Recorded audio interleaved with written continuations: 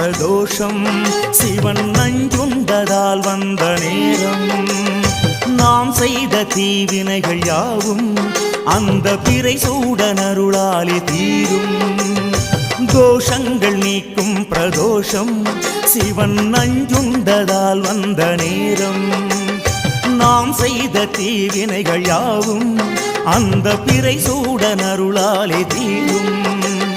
நாரணன் விடையாக நந்தியின் கொம்பிடையில் சிவனாடும் நேரம் இது சிவன் வரும் சுகமான நேரம் இது